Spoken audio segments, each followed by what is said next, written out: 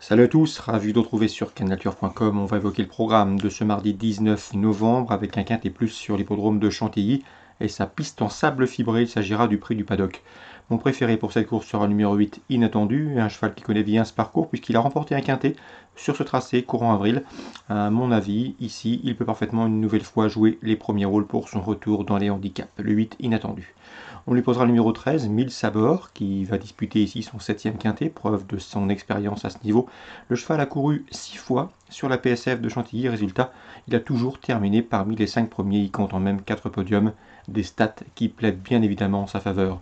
Le 3, Chosen One, retrouve les quintets. Sachez qu'il avait remporté son événement cet été à Deauville. Mieux vaut donc lui accorder crédit, d'autant qu'il a un bon numéro dans les stalles. Pour les places, je retiendrai le numéro 6, Blazing, régulier et performant sur le sable. Le 5, Harmless, qui avait couru l'an dernier à 2 ans au niveau listed et qui a même gagné listed lorsqu'il était sous la férule de Christophe Ferland. De l'eau a coulé depuis sous les ponts puisque le cheval s'est produit à réclamer dernièrement. Il a changé d'entraînement et pour ses débuts dans les handicaps, il convient de s'en méfier. Le 1, Magfra, a terminé le troisième d'un quintet le 15 octobre, devant 5 de ses rivaux du jour, une ligne qui plaît en sa faveur. Le 12 dans cette épreuve, c'est Issinjo, qui, à mon avis, ici peut parfaitement venir brouiller les cartes. C'est un cheval qui vient de se produire et de bien courir face à ses aînés dans les quintets, et d'ici il n'affronte que ses contemporains, les 3 ans, on s'en méfiera. Le numéro 10 également, c'est Silver Fail qui compte 7 podiums en 9 courses courues, des stats qui plaident en sa faveur.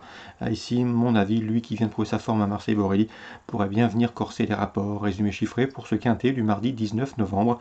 On retiendra le 8, le 13, le 3, le 6, le 5, le 1, le 12 et le 10. Suite du programme, Chantilly toujours. Dans la première, j'aime beaucoup le 101 Daikon. Il est proche de sa course et peut la trouver ici. C'est un cheval qui ne devrait pas être dérangé par l'allongement de distance. Je lui associerai le 102, Pearl of Freedom, également proche d'un premier succès. 101, 102. Dans la quatrième, attention 401 Mazeto, qui reste sur une bonne place de deuxième. À mon avis, sa chance est prépondérante, tout comme le 5 Septems supplémenté. Et lui aussi a la chance théorique évidente, 401, 405.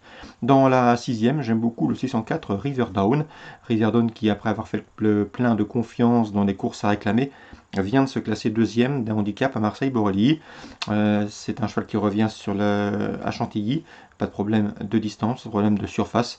D'ailleurs, notez que ces 2 dernières sorties sur le sable ont été couronnées de succès. Le 604 Riverdown. Concernant Paris Réunion 2, on va faire un focus sur cette belle réunion avec notamment les finales régionales. Dans la quatrième, le 405 Complice me plaît beaucoup. Un cheval qui est pieds nus, un cheval qui était ménagé, déjà 13 podiums pour lui en 26 courses courues. Il sera pieds nus, il part en tête, à mon avis, il peut les emmener très loin. Dans la cinquième maintenant, l'une des finales régionales, j'ai pu m'entretenir avec Joël Després.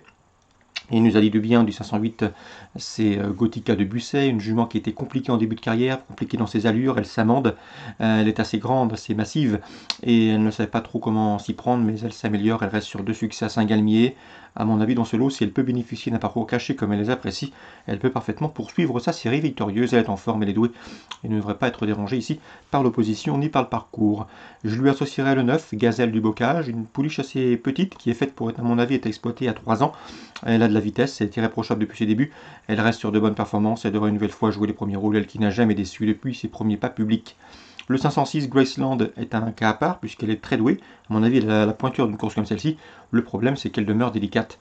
Donc ce sera une affaire de sagesse. Concernant le 505, Geronimo Live, Rémi Mourlon, son entraîneur, nous a confié que le cheval avait le potentiel pour briguer les premières places ici, mais c'est un cheval qui est un très mauvais vireur, il a tendance à perdre du terrain dans les virages, d'ailleurs en dernier lieu à la soie pour ses débuts, quand à droite il a fait la faute dans le premier tournant, et à gauche ce n'est guère mieux, c'est un peu mieux certes, mais le cheval a perdu du terrain dans les virages, quoi qu'il en soit, il a prouvé malgré tout qu'il faisait partie des meilleurs de la région, il me semble donc capable de prendre une place.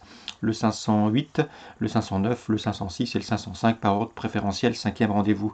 La 6e, mon préféré sera le 611 First in Love. Il en 25 mètres certes, mais c'est un cheval de classe préparé pour ce rendez-vous, il devrait répondre au présent. Je lui associerai le 606, c'est Fontaine aux Perles, elle aussi était préparée pour ce rendez-vous. Une pouliche de qualité puisqu'elle compte déjà 9 podiums en 14 courses courues et elle progresse constamment. Dans la 7e maintenant, le 711 Enseriu Gil est un cheval doué, à mon avis il va jouer la victoire. Je lui préférais toutefois le 712 Éclat de gloire, c'est un cheval sur lequel on peut compter. Il rend régulièrement 50 mètres, ce qui ne l'empêche pas de faire à chaque fois l'arrivée. Ici, à mon avis, dans ce lot, lui qui possède le meilleur chrono du peloton sur ce parcours doit jouer le succès. 712 Éclat de gloire, 711 Enseriu Gil. Sachez qu'Eden Jullery de 703 vient de devancer Éclat de gloire. Il fait face à un engagement intéressant en premier poteau. Mais la dernière fois, Éclat de gloire devait rendre 50 mètres. Cette fois-ci, il n'y aura plus que 25 mètres d'écart entre eux au départ. 712, 711, 703. Concernant Vincennes en Réunion 3, dans la première, j'aime beaucoup le 109 Douxeur de Guedes. Il sera pieds nus comme lors de son dernier succès. Celui du 1er novembre, il doit répéter. On lui associera le 110 dans cette épreuve. C'est Duke Josselin, un cheval régulier, un cheval qui vaut à l'autre ce genre et qui a des références à ce niveau. 109, 110. La 7e, 714, Douchkawin s'annonce redoutable, elle reste sur 6 victoires remontées. Sachez également qu'elle a couru 8 fois déféré des 4 pieds. Résultat, 7 victoires, une place de deuxième. Elle débute ici à Vincennes avec de sérieuses prétentions. Je lui associerai le 715, Dolce Vita Fedo, qui vient de se classer deuxième sur le tracé proposé, 2850 mètres petite piste, et ce en 1,14 effraction. C'était récemment. Si elle répète cette performance, elle devrait une nouvelle fois jouer le podium. 714, 715. Concernant Vivo, en Réunion 4, j'aurai un coup de cœur dans la première, ce sera le 102, Aragorn de Bullière, un cheval qui a remporté plusieurs de ses dernières sorties, 3 victoires lors de ses 5 derniers parcours, si ma mémoire est bonne. Le cheval est pieds nus pour cet objectif, il part en tête. On sait qu'à Vivo, c'est un avantage certain et évident. Donc le 102, Aragorn de Bullière devrait pouvoir également jouer la victoire et pourrait profiter pleinement de son avantage initial de 25 mètres, d'autant que le danger pour lui se situe au second échelon. Le 102, Aragorn de Bullière. Voilà pour les infos de ce mardi 19 novembre. Bonjour à tous, rendez-vous demain désormais pour un nouveau programme.